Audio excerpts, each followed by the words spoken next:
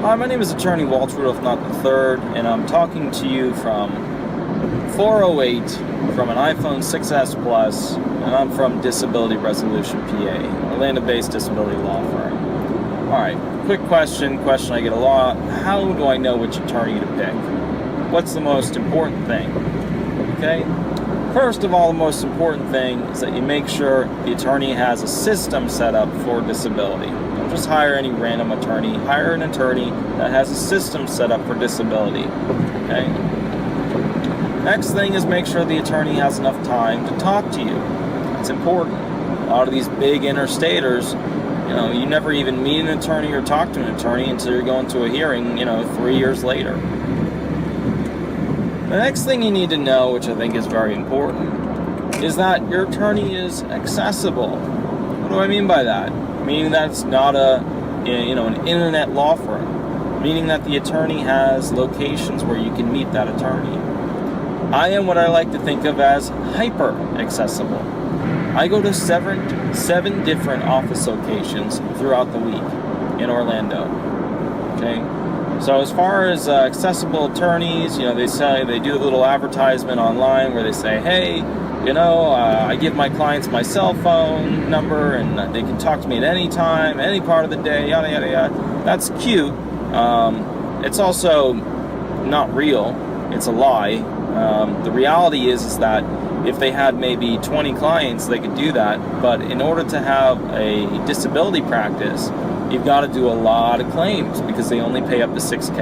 And if you're like me and you do claims really quickly, meaning you get people found disabled very quickly because you templatize all the forms, you request dire needs, yada yada, then in that particular case, you're only getting paid $1,000 to $3,000 per claim, and that's the average. Well, that means that, let's go through it here, I have to have hundreds and hundreds and hundreds of clients, which means I have to have a big staff, and that staff has to be trained, and there has to be a lot of formulas and templatized documents and forms that tells me what I need to know up front right away.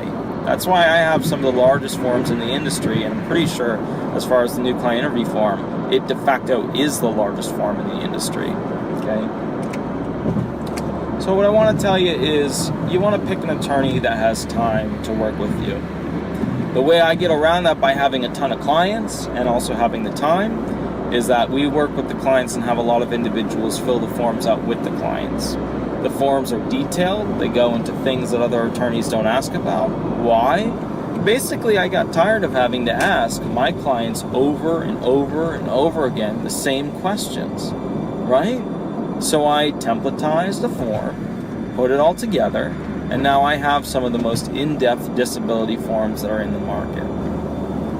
Why is this important? Because some claimants can fill out forms, some cannot. Those that can, they take them home, they work on them, they bring them back, and we summarize then all the things I need to know right into that document so I'm ready to roll. Alright, so let's talk about another thing that's really important about the attorney that you pick. If you pick an attorney, make sure that they write a brief per claim per hearing. I right now cannot think of any other attorney in Florida that writes brief per claim for that ALJ hearing. Sure, appeals counsel, sure, federal court, you've got it, but I can't think of any other attorney other than myself that writes a brief per claim at the ALJ level. Why is it important? Why do I do it? Well, a lot of the judges are requesting and requiring, briefs now, which is basically making a lot of the non-legal reps to seek other avenues of getting people benefits on some other governmental system, like, for example, Obamacare. Because when you start to having to write briefs, remember, attorneys are allowed to practice law in the United States, non-legal reps are not. So that means that you basically want to pick an attorney that's not only used to writing briefs, but does a great job at it. What does the brief do? Simplified, it's really the bow. It's the bow on the package. Well, what do I mean by that? What I mean is that when a brief is written by my firm, it goes through a full 5-step sequential step analysis. It goes through every single element. It shows from the medical evidence, 15F, 12F, 3F, whatever. How you meet each and every medical requirement. It shows how you meet the financial requirement, shows how you meet the time, severity requirement, shows how you meet the vocational requirements, okay? Which is very difficult to do, and it takes a lot of time. My briefs go from usually anywhere from 15 pages to the last one I got yesterday from the attorney that writes them at my firm when I'm not writing them was 90 pages. Absolutely incredible. I couldn't believe it. 90-page brief just for a hearing. Okay? That's mind-blowing.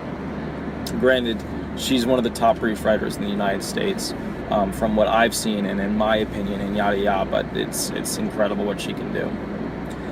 Anyways, those are the things you want to look for in an attorney when trying to hire a disability attorney. Okay?